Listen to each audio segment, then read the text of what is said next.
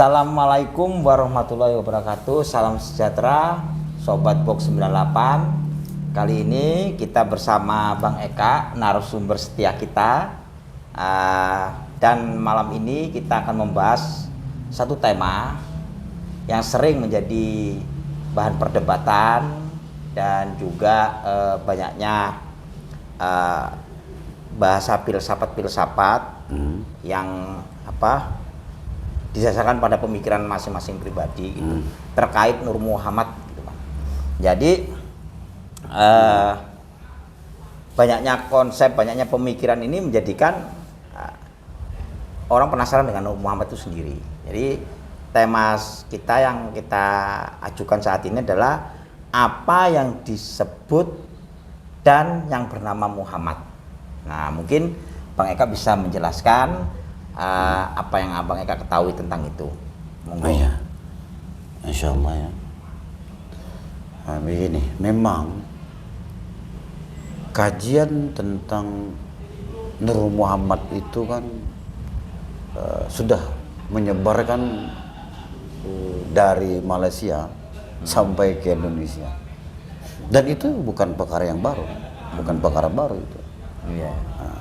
Apalagi di Kalimantan Selatan, kajian tentang Nur Muhammad itu dianggap satu kajian yang wajib, yang wajib dituntut, yang wajib diketahui. Ya, gitu ya. Ya. Hampir tuh wajib masalah. Jadi dan tidak aneh kalau di Kalimantan Selatan, khususnya di Banjarmasin ya, khususnya Banjarmasin itu banyak kajian-kajian tentang itu, baik secara terbuka maupun secara tertutup sebetulnya. Artinya secara umum dan secara khusus ada kan gitu. Nah, jadi ini apa yang disebut dan yang bernama Nur Muhammad, ya kan. Nah, ketika kita bicara itu, maka di situ tidak ada yang disembah, tidak ada yang menyembah. Ya. Tidak ada yang dipuji dan tidak ada yang memuji. Nah, ini perlu diketahui. Sebelum kita lebih jauh membicarakan tentang lebih dalam lebih dalam lagi apa yang dimaksud dan bernama Nur Muhammad. Ya kan? Nur nama, Muhammad nama. Ya. Mau di atasnya Ahmad nama juga. Di atas lagi ya kan ada yang lain lagi, tetap juga nama juga. Huwa tetap juga nama misalkan, ya kan.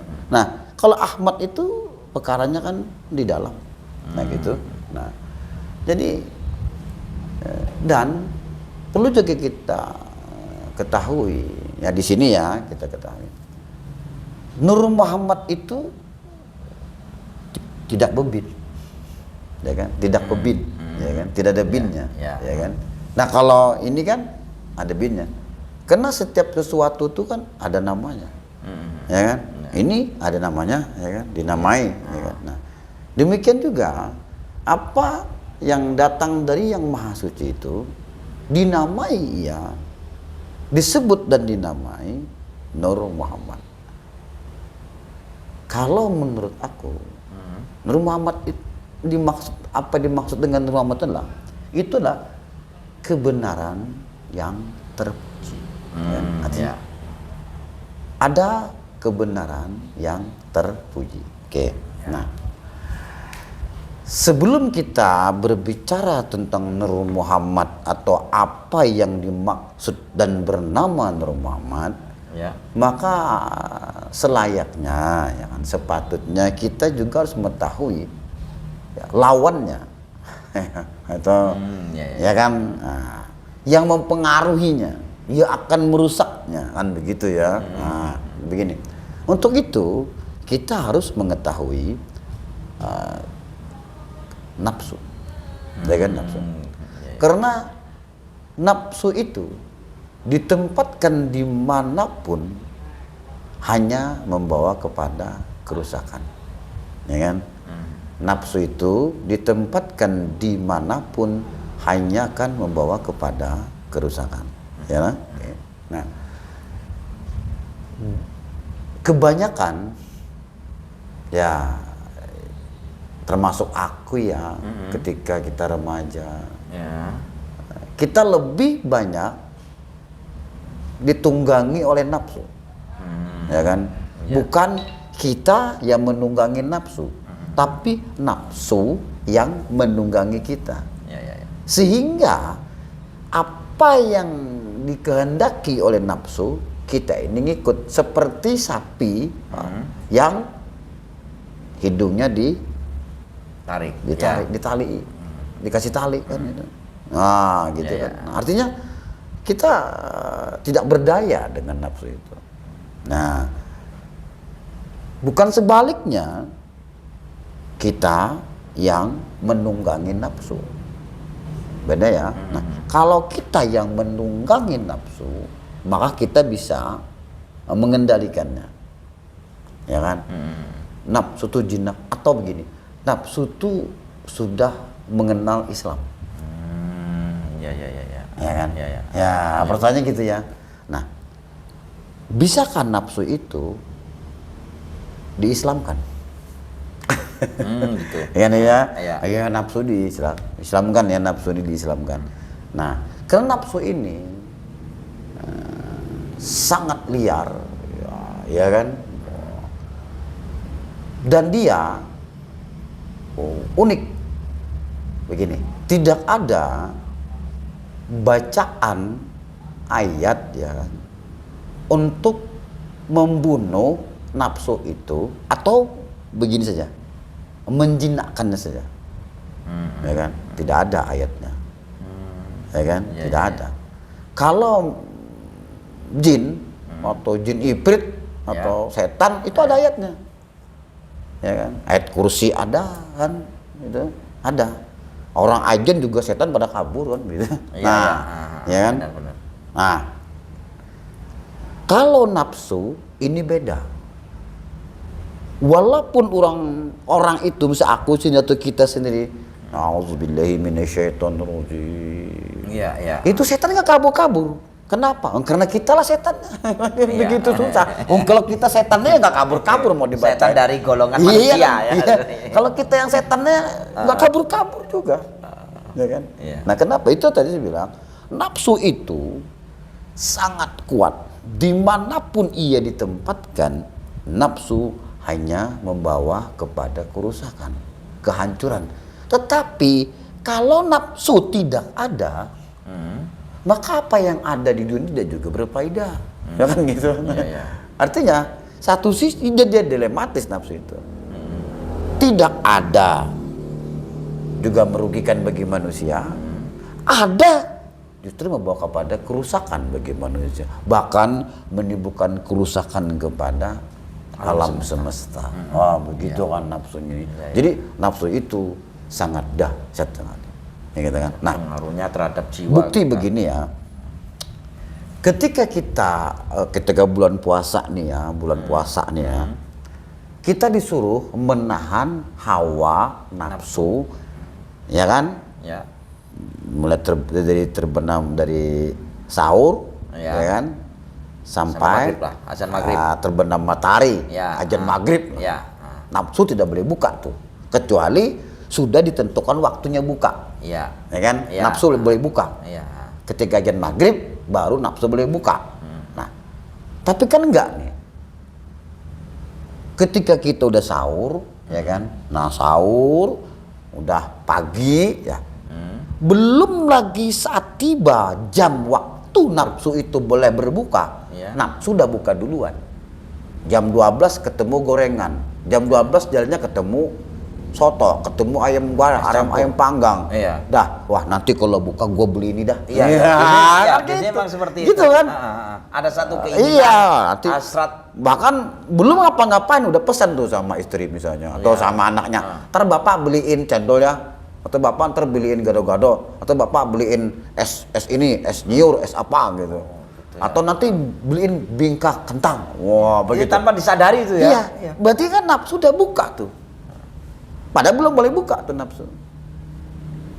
Iya. Iya kan? Iya. Kan tadi kan bilang kan menahan hawa nafsu. Ya kan? Dari sahur, ya kan? sampai terbenam atau azan maghrib boleh nafsu buka. Ya. Nah, tapi kan nafsu bukanya belum jamnya udah buka duluan dia.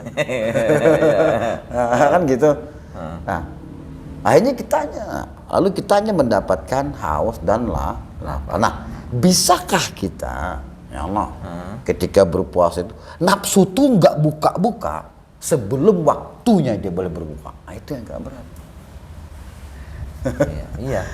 Sebab harus mempersiapkan makanan untuk berbuka. Makan tadi itu. kan, lo kan kalau puasa misalkan, lo kan puasa nih, puasa ya, sahur nih bareng anak sahur. Nah, jam 12 lo udah mikir bukaannya apa nih dimakan nih. Iya. Lo bisa beli inilah, beli itulah. Nah, bahkan kadang-kadang ketika buka itu ada semua tuh.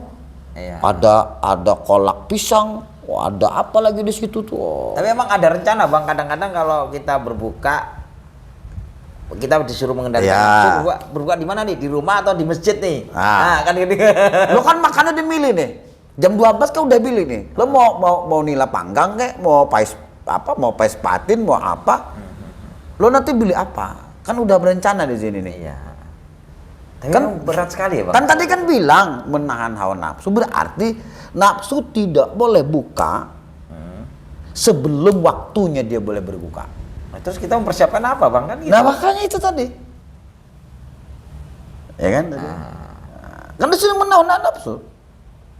Ini salah satu contoh kecil nafsu itu. Ini kan luar biasa tuh dia. Iya. Bahkan dia suka ngatur tuh. Bahkan kalau lagi puasa-puasa tuh, di depan nih ada es nyur, ya kan, teh, es, kopi, susu, udah macam-macam tuh bukanya. Maunya tuh dimakan semua. Ternyata nafsu tuh ketika dipenuhi, ya hanya yang diambil cuma dikit tadi makan. Nafsu. Nah, nafsu ini lagi ya. Jika saja kita tidak merasakan kenyang, maka mungkin kita akan terus makan.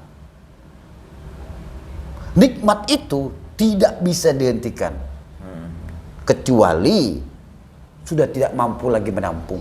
Iya. Tadi itu kan tahu nih, udah bagaimana dahsyatnya nafsu itu, ya kan? Iya.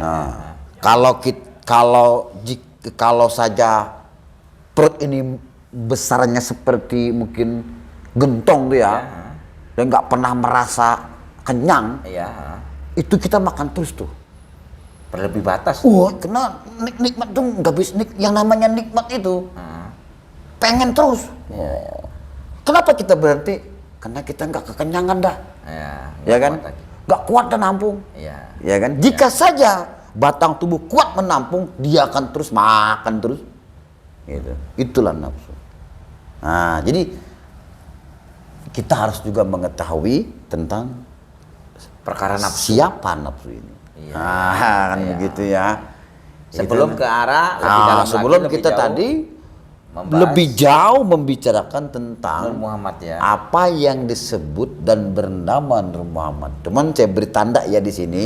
Kalau kita bicarakan Nur Muhammad, maka di sini tidak ada yang disembah, tidak ada yang menyembah, tidak ada yang dipuji, tidak ada yang memuji, yang adanya satu puji. Allahu Akbar. Begitu ya. Tahu dulu nih. Dan ini kita tidak, kalau bicara tentang Nur Muhammad, kita tidak membicarakan Nabi Muhammad bin Abdullah. Itu seorang nabi. Itu contoh suri toladan yang paling sempurna. Kan?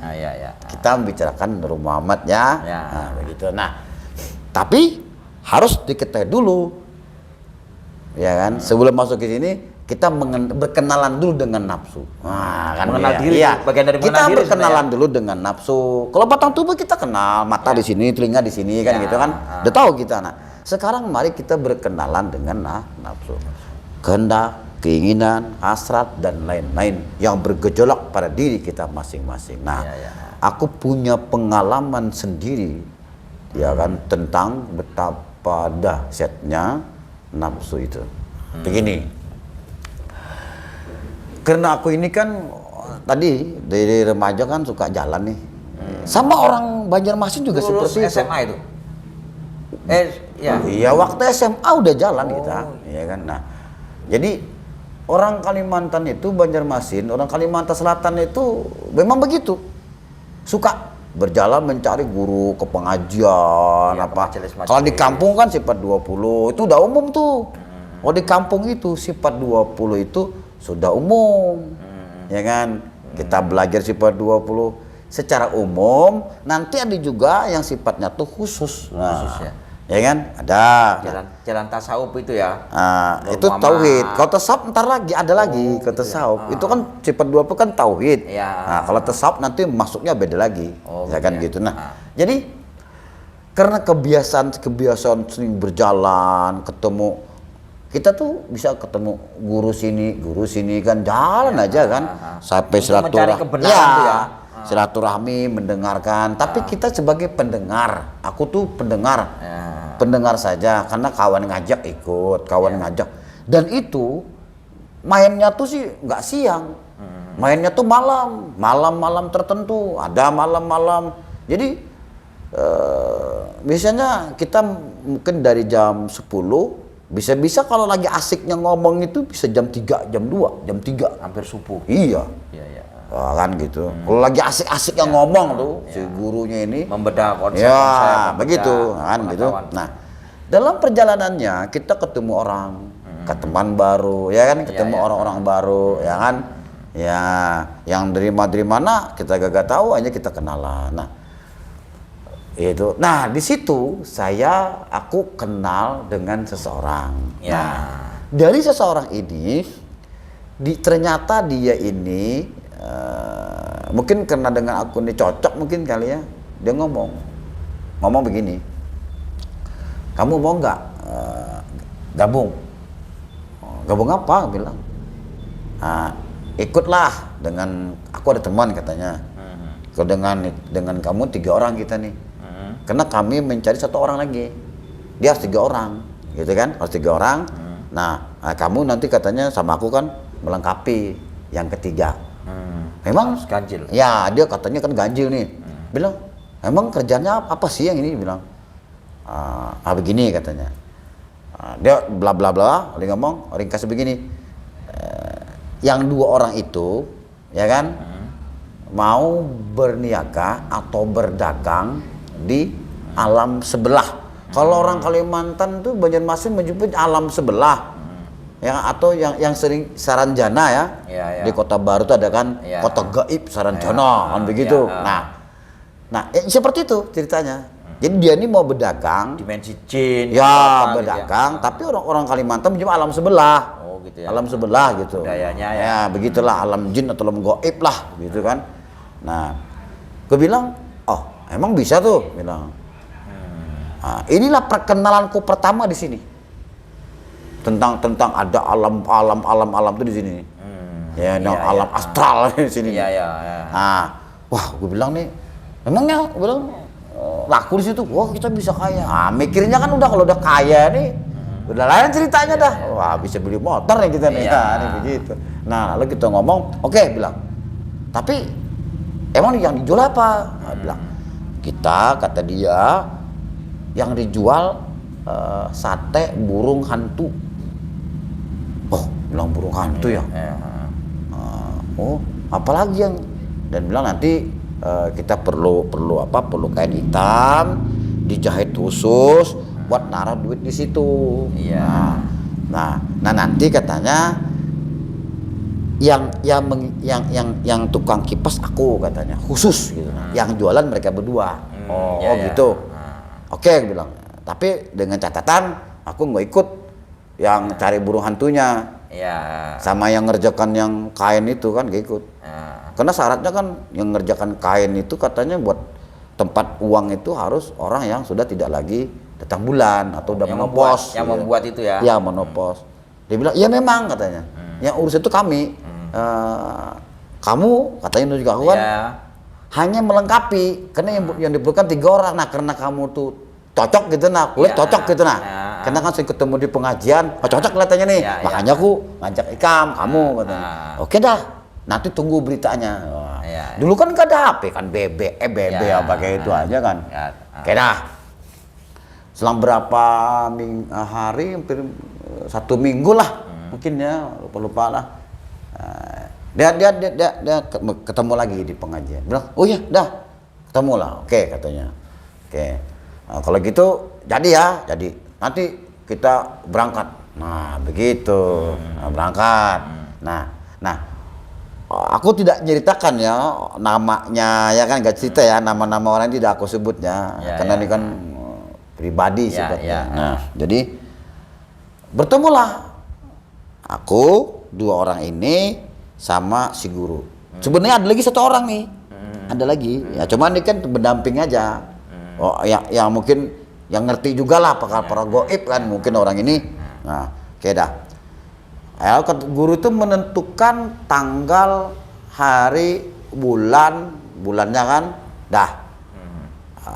Tanggalnya, hari dan bulan apa. Sudah dia nggak tahu dia ilmunya dia kan. Habis itu ya udah dibawalah kita pada suatu saat itu, pada suatu hari kemudian dibawa kita ke suatu tempat. Nah, tempat. Ya, dulu aku tidak tahu tempat itu. Nah, sekarang tahu gitu. Dulu tidak tahu, karena kan remaja kan. Ruang lingkup kan dulu tuh agak sempit ya, nggak terlalu luas lah jangkauannya. Nah, dulu aku tidak tahu tempat apa. Sekarang udah tahu tempatnya itu yang kemarin gitu dan begitu. Nah, dibawa ke tempat itu. Nah, tempat itu agak memang sih hutan juga sih, dan ya kan. Nah, tapi kata si guru, disinilah tempat pasar goib. Artinya pasarnya. Oh, bilang nih orang sebelah punya pasar juga nih. Jadi kita berdagang katanya di pasar ini. Nah, ditentukan, ketemu dah. Nah, kamu di sini kata si gurunya tuh. Hanya buka lapak di situ. Jadi buka lapak di alam sebelah. Jualan sate. Satenya dari daging burung hantu. Gitu lah. Nah, itu udah rapi tuh. Udah tusuk semua, ada wadahnya. Emang lengkap, sate dah. Pokoknya jual sate tuh. Nah, gurunya kan udah. Sekarang kata gurunya, kamu kerjakan, dagang, aku tinggalkan. Nah, si gurunya tuh pergi dia. Ya aku tuh, ya jalan lah katanya lagi. Ya aku kan, kamu kipas. Nah, ternyata di situ bukan hanya ada itu ya, ada semacam sesajen yang kulit tuh ada apa di situ, ada rokok, ada ditaruh di bawah situ kan, cateknya itu. Nah, aku nggak ngurus itu, aku ngurus cuman tanggung jawab sate tadi. Dah nyalain, taruh tuh sate, susu nih. Sama seperti jualan, ada kecap-kecapnya. Wow, kipas aja tuh sate. Wow, katanya tuh kukus tolong disituin. Oh, kita ke situ-situ kukusnya. Oh, begitu ya. Supaya memanggil makhluk astral. Nah, ya kan. Nah, yang jual dua orang itu. Aku tukang kipas, yang jual dua orang itu. Lalu dia itu membawa sate matang, dibawa ke depan, kiri kanan dia. Wow. Dia teriak tuh, sate. Gak tahu siapa ditawarin, gak tahu juga aku. Ya kan? Apa dilihat apakah dia melihat atau tidak? Kalau aku sih nggak lihat sih, soalnya gelap gelap Cuman yang di sini aja satenya tuh kan kelihatan gelap nggak lihat apa-apa. Kipas terus, sate. Selang berapa jam? Yang bawa itu apa kain yang tadi dijahit kan mereka yang bawa. Katanya sih nanti dijual berapa? Kalau udah laku, jual belinya kan uangnya tuh dimasukin ke sini. Apa uang apa emas gak tahu dah. Mau dimasukin di situ. Nah, mereka yang bawa. Aku cuman kalau saya habis datang mereka gitu. Nah, ternyata. Nah, udah berapa jam-jaman juga ya. Lalu di ujung sana teriak. Oh, teriak sekencang-kencang teriak dia. Teriak sambil lari kencang. Nah, yang sana teriak juga, lari kencang juga. Nah, padahal tuh kan gelap tuh. Katanya nggak boleh pakai penerangan sih katanya kan, gelap ya kan. Nah, aku juga di situ kan gelap, cuman aku masih mending kan ada sate tuh, jadi kan terang-terang dikit lah. Nah, aku pikir kok kabur semua. Aku mau kabur, kan nggak kenal lewat mana. Ya kalau kesasar kan, siapa tahu ada jurang ada apa kan mikir kita deh. Dah, tunggu aja di sini sudah. Tunggu aja di situ. Karena aku juga tidak melihat apa-apa. Nah, tunggu diam aja. Cuma api masih tetap juga aku nyalain. Nggak aku matikan gitu kan. Nah, tunggu lama nunggu gitu. Tiba-tiba ada cahaya terang. Kaget. Oh, ternyata si guru. Dia teriak-teriak rupanya kan cari. Gua kagak, karena guru kan tahu tempat di tempatnya tuh di sama sentra kecil itu. Dah ketemu. Lalu dibilang, dah kamu udah tinggalin semua. Balik. Jadi itu ditinggalin semua di situ. Iya. Entah diangkat siapa nggak tahu dah. Iya. Ritualnya ditinggal aja. Udah balik. Ritualnya. Balik ke tempat, balik kan ada tempat bukan rumah si guru, ada tempat kayak rumah gitu ya. Nah, tempat, lalu dia ngomong, katanya sih ada 2 orang tuh ngomong, katanya melihat sesuatu yang besar merah keluar di dalam tanah. Saya kagak tahu, aku juga kagak tahu apa tuh barang itu apa, jenis apa, karena aku tidak pernah menemui diperlihatkan hal seperti itu. Nah, itu ceritanya. Artinya betapa luar biasanya nafsu itu, keinginan, kehendak ingin merubah kehidupan, sehingga sesuatu yang mungkin membahayakan bagi kita, ya kan, itu bisa saja kita berani melewatinya, ya kan? Kehilangan alam. Ya, berani, seakan-akan kita berani melewatinya, ya kan? Sementara kita tidak tahu di depan tuh ada apa, tidak tahu. Karena itulah nafsu, luar biasa nafsu itu. Nah, dari perjalanan di situ mulailah penasaran tuh, makin memuncak. Iya, keingin tahuan tuh semakin kuat. Ada ya gitu. Jalan lagi kita kan, ketemu lagi sama orang. Nah, ketemu lagi aku dengan orang, aku tuh nyebut ya, ketemu lagi dia. Guru juga lain ya. Teman juga, teman. Ketemu kan kita sering teman-teman. Teman. Nah, hanya akrab kan, kalau kita dalam pengajian kan duduk nih, muter nih. Nah, jadi kita kenalan, apa kan? Nah, akhirnya kita berkunjung ke rumah, kan? Nah, akhirnya dari situ kita semakin dekat. Nah, dia yang dia ini termasuk orang yang punya duit. Nah, aku ini sebagai orang yang pasang badan.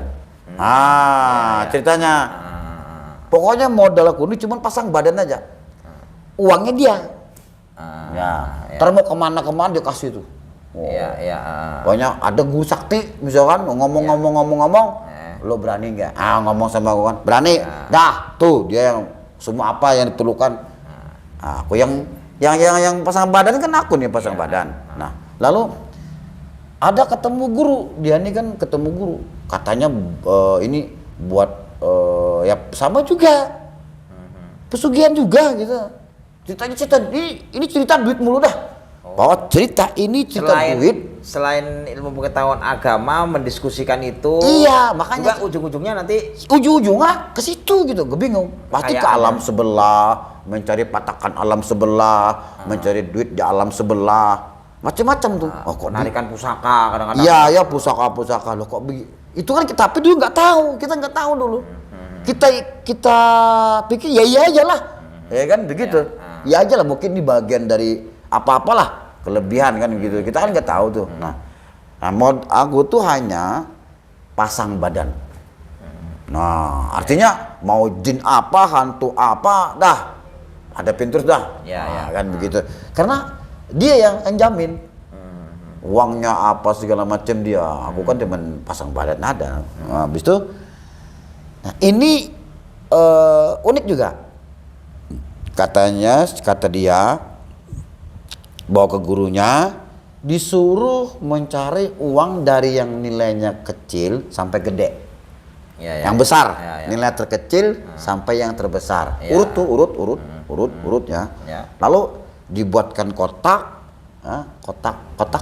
mie misalnya. Kalau nggak salah tuh kotak mie, cuman didesain ada lubang tengahnya, dikunci itu, ditutup. Nah, jadi duit ditaruh situ, disusun situ. Disusun. Di sini ada lagi dikasih sesajen. Ada orang Banjar sih itu namanya piduduk. Piduduk tuh lengkap tuh. Adat budaya sebanjar di situ lengkap. Ada kelapa muda, ada kue, macam-macam dah. Selengkapnya di situ. Nah, ada pisang juga ada. Lalu disuruh oleh si gurunya ini, yang dia kenal ini, harus ada ruangan khusus. Nah, cari lagi ruangan khusus. Nah, dia punya teman. Nah, teman dia itu akhirnya teman juga dengan aku. Akhirnya kan lama-lama kan ngumpul jadi teman juga. Nah, dia itu punya rumah. Rumah itu rumah di zaman Belanda. Rumah itu di zaman Belanda, rumah tua, gede rumahnya tuh. Ada tingkat 2 tuh. Nah, dibilang bersihin aja di situ. Akhirnya aku ke situ lah dia bersihin. Nah, waduh memang rumahnya tuh gak serem ya, karena rumah tua dari zaman Belanda tuh rumah. Nah tuh, oke, tentukan harinya. Akhirnya ditentukan harinya, aku langsung menyiapkan segala keperluan. Dia ngasih duit, dia model semua, mulailah bawa ini barang-barang ke rumah temanku ini. Di rumahnya udah kamar sedia, jadi itu kotak ditaruh, uangnya di situ tuh kan, sesajennya ditaruh. Nah, ada dupa. Nah, malamnya duduk Sendirian abang? sendiri kita sendiri aja. Ya terus? Ya kan. Jadi ada yang dibaca juga, semacam wiritan. Wiritan. Ya. Baca aja tuh, baca aja kita dibaca aja. Nah, ketika kita membaca, memang suasana itu semakin malam itu terjadi perubahan Gelombang energi. perubahan energi ya kan. Iya. Energi itu mulai terasa agak Menekan ya. Ya. Menekan. Suhu itu mulai terasa dingin, ya kan, sudah naik banget tuh ya. Ya. Dingin tuh. Nah, dan keadaan alam ini di kamar tuh udah berubah, ya kan, keadaannya berubah, ya kan. Ya, Kita lebih merasakan ada semacam hembusan angin, Iya. ya kan, Iya. entah dari kiri dari kanan seperti itu. Iya. Tapi duit nggak datang. Ceritanya sih, ntar duitnya datang masuk ke situ, ke kotak itu. Oh gitu, secara gitu goib katanya. gitu lah, Iya. secara itu. Artinya nanti jinnya datang. Iya. Lo minta apa? Gitu kan. Ntar tuh duit yang tadi itu masuk ke situ. Nah, tunggu, nggak datang juga tuh jin. Ya kan? Yang katanya sih ngasih duit itu nggak datang juga jinnya. Tapi suasananya emang serem ya. Ya kan, serem memang. Karena memang kan rumah tua. Nah, apalagi kita udah manggil seperti itu, kondisi kan udah mulai lain dah. Iya. Sepi banget. Iya. Ya kan. Kalau bunyi tuh udah jangan tanya, ada bunyi. Bunyi tuh macam-macam. Ada bunyi tok ding ding, ada macam-macam bunyi. Tapi nggak perwujudannya. Yang nggak ada wujudnya itu yang kita kan, cuman bunyi doang. Ada bunyi di atas, bunyi di kiri, bunyi di kanan, gitu kan. Bunyi aja. Suara-suara? Nggak ada, cuman bunyi. Bunyi banyak yang aku dengar tuh lebih kepada bunyi seperti ketok pintu, bunyi seperti di atas krek gitu. Gitu Cuman nongol nggak jinnya. Ya kan? Nah, selama kalau nggak salah aku mengerjakan tuh selama 3 hari 3 malam. Jadi tiap malam sampai subuh selesai. Tidur. Nggak boleh keluar kamar. Jadi di situ aja. Iya, situ aja. Di rumah situ aja Iya. ya. Nanti Sampai dikasih 3. makan, diantarin. Ternyata enggak. Sampai 3 hari 3 malam nggak ada apa-apanya juga. Nggak datang tuh jinnya. Coba. Kalau persepsi kawan abang itu nanti ada sebangsa jin yang akan bertukar. Oh iyalah, katanya nanti jinnya datang, entah dari mana kan, bawa duit nanti penuh. Oh gitu ya. Ya kita sih kan oke aja. Kita kan nggak tahu, kita bahas juga nggak ngerti apa yang kita bahas. Kan tadi aku bilang aku dulu waktu bujang hanya pasang badan saja. Jadi abang sudah membuktikan itu. Iya. Nah, gitu. Nah, itu ternyata belum cukup juga. Iya kan. Nah, dia ini yang temanku bilang ini dewasa juga dia kan. Orangnya aku penasaran. Dia lebih penasaran lagi. Dia tuh penasarannya bukan cuma ingin membuktikan si guru, tapi dia juga berani keluar duit. Wah ini lagi. Jadi penasaran dan berani fight, berani dia. Wah gitu. Kalau ketemu guru, kalau ngomong bener nggak nih? Bener. Yuk kita buktiin. Oh dia itu. Oh iya. Dia orangnya begitu. Nah nanti yang masalahnya kan yang jadi korban kan aku dah. Iya. Kan pasang badan nih. Ya kan. Mungkin motifnya ingin mengetahui gurunya itu sakti apa enggak. Iya, dia tuh, wah ini kira-kira sakti apa kagak. Oh dia begitu, dia tuh pengen tahu juga. Nah, ketemu lagi guru ada lagi satu lagi dia, sini bilang aku dipanggil lagi tuh. Apa? Maulah mamalkan. Amalan apa? Ada nih. Dari mana? Pokoknya ada aja begitu. Iya. Nah, mungkin dia dapat guru lagi dah. Iya, Iya kan? Nah, cuma dia nggak pernah mengerjakan. Aku yang disuruh ngerjain. Iya. Nah, begitu dah. Nah, lihatnya apa? Ini lebih enak cuma sholat. Oh, sholat ya? Iya. Nah, akhirnya ada lagi. Kita disuruh sholat jam 1 malam. Ya kan? Itu sholat itu begini. Puasa mutih dulu. Kita suruh puasa dulu nih. Ya. Pagi kan puasa nih. Kan puasa. Nanti malamnya kita sholat, siang puasa gitu kan? Iya. Nah, puasa tuh. Nah, Selama berapa hari? Wah, itu begini. Ritualnya dulu, ritualnya. Nah, di situ aku kerjakan juga. Karena kan tadi kan dia penasaran. Dia nggak mau salahnya. Ya aku disuruh lagi dah. Oh iya lagi dah. Disuruh lagi. Nah, di situ kita disuruh sholat, masuknya tuh jam 1. Jam 1 malam. Itu lagi, kan udah puasa tadi siang ya.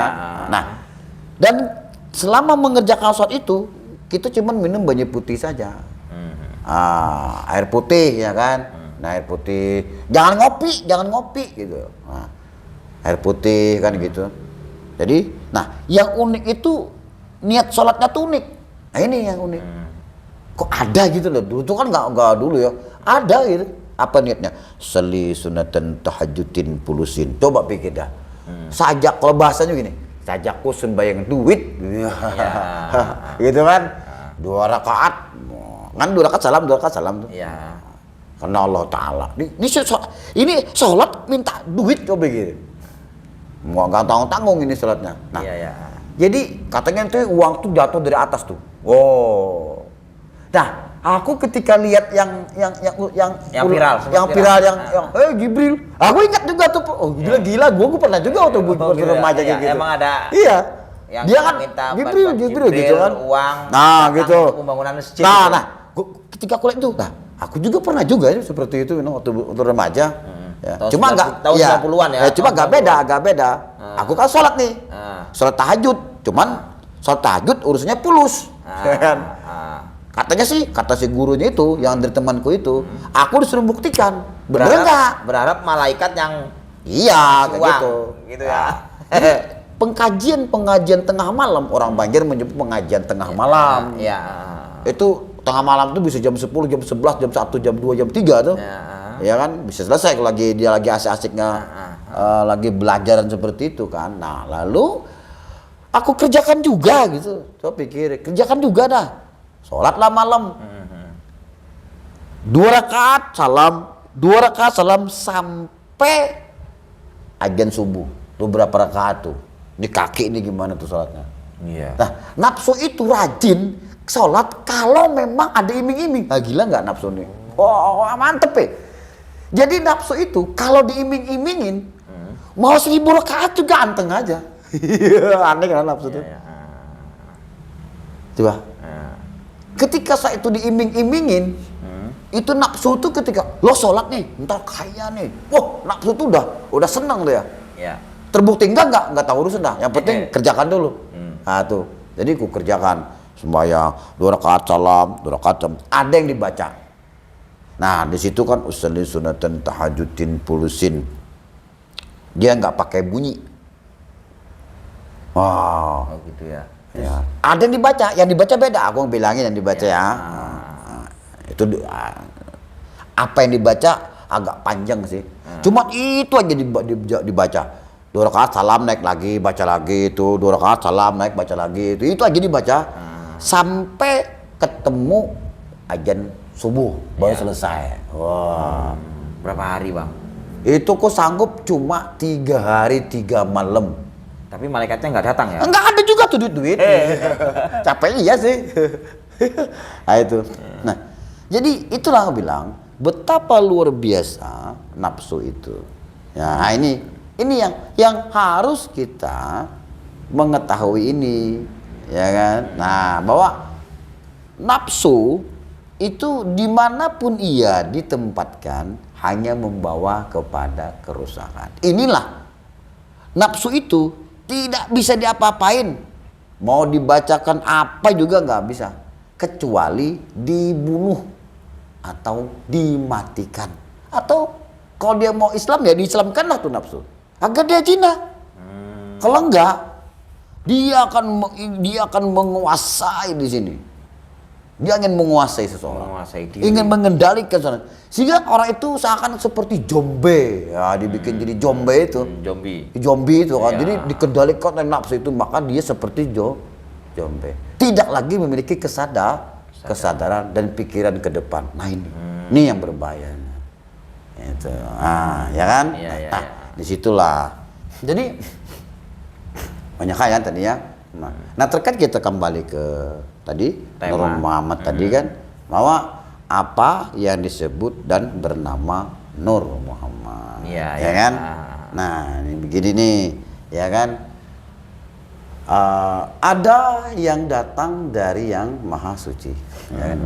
Nah, yang datang dari yang maha suci ini, ya ini dinamai oleh para sufi, dinamai Nur Muhammad, ya kan? Nah, jadi Nur Muhammad itu disebut makhluk. Karena ada yang dinamai disebut Nur Muhammad, makhluk. Kenapa dia makhluk? Karena Nur Muhammad itu dapat dirasa. Ya kan? Gitu. Makanya orang bilang barang siapa merasa maka tahu. Ya kan gitu. Nah, artinya manusia itu tidak hanya terdiri daripada angin, air, api, tanah, ya kan? Artinya manusia tidak hanya terdiri dari sesuatu yang sifatnya itu bisa membusuk, hancur, ya kan? Bisa dihancurkan, ya kan? Ya kan itu kan? Nah, angin, air, api, tanah. Nah, artinya manusia itu mengandung sesuatu rahasia. Jadi manusia itu rahasia. Nah, apa? Ada pada manusia itu yang datang dari yang maha suci disebut dan dinamai Nur Muhammad. Nah itu. Nah kalau ke sini maka ya kan harus orang itu mengetahui tadi kedudukan nafsunya. Ya kan? Nah sekarang lihat bagaimana ya, rasakan saja. Apa yang disebut tadi nafsu, hasrat, keinginan, kehendak, ya kan? Ketika nafsu yang mengendalikan itu, ya kan? Nah, apakah itu akan membawa perubahan terhadap tujuan dari manusia itu sendiri dengan keberadaannya di muka bumi? Nah, kalau nafsu itu menguasai seseorang, ini agar dibedakan, kita bicara Nur Muhammad ya, ya kan, nafsu itu tadi. Nah, nafsu tadi itu kalau itu dimatikan, nah dimatikan ya, dimatikan kehendak, keinginan, hasrat, itu kan, itu dimatikan. Arti dimatikan begini, dia itu dijinakan. Contoh misalkan orang itu berhasrat ingin kaya, ya misal boleh nggak orang mau bikin kaya? Boleh kan? Boleh. Bolehkah orang itu bikin dagangannya laku? Boleh nggak? Kan boleh. Boleh nggak misalkan orang itu ketika dia hendak bekerja, ya kan, ingin bekerja, ya kan, agar dapat uang, boleh nggak? Kan boleh kan? Ya kan? Nah, lalu bagaimana keinginan kehendak itu, nah, dapat terkontrol, termanajemen dengan baik, dan gitu kan? Nah, tidak ditunggangi oleh sesuatu yang akan merusaknya. Nah itu. Nah, ya kan? Nah, kalau orang itu misalkan ingin usahanya itu sukses, sukses. Oke ya. Nafsu tuh. dia berjalan pada rel yang benar. Ah. Berdagang dengan cara yang benar. Ya kan? Ya, Ya kan, benar dia berdagangan ini dengan cara yang bagus, berdasarkan sunnah, ya kan? Ya. Kalau barang yang busuk ya busuk, barang yang bagus ya bagus, ya Ya. kan? Yang luntur Ada ya luntur, kejujuran, ada ya. kejujuran di situ kan? Oke, udah bagus tuh dia berdagang Ya. bagus, ya kan? Nah, ketikanya berdagang dia tuh udah bagus. Nah, lalu dia itu, ya kan? Gagal usahanya. Ya. Entah kebakaran kah? Ya. Padahal sudah bagus amalannya, sudah Ya, bagus. udah bagus, ya kan? Nah, lalu dia tuh gagal, Hasil akhirnya nggak mengenakan gitu. nggak ya. mengenakan. Nah, bagaimana ketika ia menerima kegagalan itu? Nah. Apa gejolak yang terjadi? Nah, kan seperti itu. Iya, iya. Nah, ada gejolak di situ ya, ada gejolak. Nah, gejolak-gejolak itu bisakah itu dibacakan dengan ayat-ayat? Mana bisa tuh? Enggak. Kecuali Diam. Hah? Kecuali Apa? istighfar. Kecuali ketika dia gagal dia mau bunuh diri misalnya. Ya kan? Respon jiwa seperti itu istighfar ya. Iya. Nah, bisa nggak tuh dibacakan ayat? Ayat apa yang bisa menghentikan itu? Kalau tidak yang bersangkutan membunuh, mematikan keputusasaan itu, kekecewaan itu Dengan istighfar. dengan istighfar itu, ya kan? Agar dia terhindar dari bisikan-bisikan yang bisikan nafsu yang membawa kepada kehancuran. Atau ketika dia gagal, dia ingin bangkit karena harga diri, harkat, martabat, derajat, pernah jadi orang kaya, tiba-tiba jatuh, dia ingin bangkit, akhirnya muncullah dorongan yang kuat di situ, ingin menjadi orang sukses, kembali kaya, lalu dia menggunakan jalan-jalan yang bertentangan dengan syariat. Nah, bisa nggak dia, ya kan, membunuh keinginan-keinginan itu, ya kan, keinginan tadi, ya Allah, untuk mencari jalan yang singkat, Ya, benar. dengan menghalalkan segala cara, Ya. nafsunya muncul. Nah, bisa nggak dia ini bisa nggak dikasih bacaan nih? Oh itu di dalam situ, orang mana tahu? Ya. Ya kan, nggak ada yang tahu, bergejolak di dalam diri dia Iya, sendiri. iya. Nah, bisakah dia membunuh itu? Ya kan, Iya. membunuh itu bisa nggak? Nah, kalau dia mampu membunuh itu, ya kan, Iya. dia mati. Jadi keinginan yang kuat ingin sukses tadi, ya Allah, sehingga memaksa dia seakan-akan untuk berbuat sesuatu yang bertentangan dengan hukum. Lalu dia bunuh itu perlahan, ngopak dengan istighfar dibunuhnya Ya, itu. Hanya dia mampu, ya Allah, mengendalikan nafsunya. Iya. Nah, dikendalikannya. Sehingga nafsu tadi tidak menjadi liar. Ya. Nah, ya kan, tidak menjadi. Lalu nafsu tadi itu dapat ia Islamkan. Kenapa Islamkan nafsu ini paling susah? Kalau cuma johir Islam sih gampang. Lo pakai kopiah begini, lo sholat Jumat, Islam orang lihat. Karena Islam itu kan Islam johir dapat dilihat dari tampilan dia. Apakah dia mengerjakan sholat, ya kan, Iya, iya. haji, atau dia bersigit. Oh ini Islam. Tapi Islam yang mengislamkan nafsu, ada nggak yang lihat? Iya, ya. Yang mengislamkan nafsu ini ada nggak melihat? Nah, yang susah ini kan mengislamkan nafsu, agar nafsu tadi menyerah sesuai dengan Islam itu penyerahan diri. Agar nampak nanti pada seseorang itu iman, Islam, ihsan. Wah, itu kan sebenarnya. Iya, kan begitu. Tapi iman, Islam, ihsan itu tidak bisa dilihat dari gambaran yang ditangkap oleh panca indera. Karena apa yang diberikan informasi panca indera ini kan terbatas. Ya kan? Ya. Orang non muslim juga kalau dikasih sorban, dikasih kopi haji, iya kan? Orang kan menilai muslim. Iya, orang kan cium tangan juga kalau dia jalan. Oh, cium tangan juga. Iya. Apalagi jenggotan kan. Wah, dikira Habib kan? Ternyata Yahudi. Iya, ya kan begitu. Kan. Nah, jadi bagaimana mengislamkan nafsu itu. Maksudnya nafsu itu berserah di diri. Makanya kan, nah di situ yang, nah ini kalau kita bicara Nur Muhammad ya, ya kan? Ya. Karena Nur Muhammad itu maksudnya ada kebenaran yang terpuji. Nur Muhammad itu kan kebenaran yang terpuji. Nah,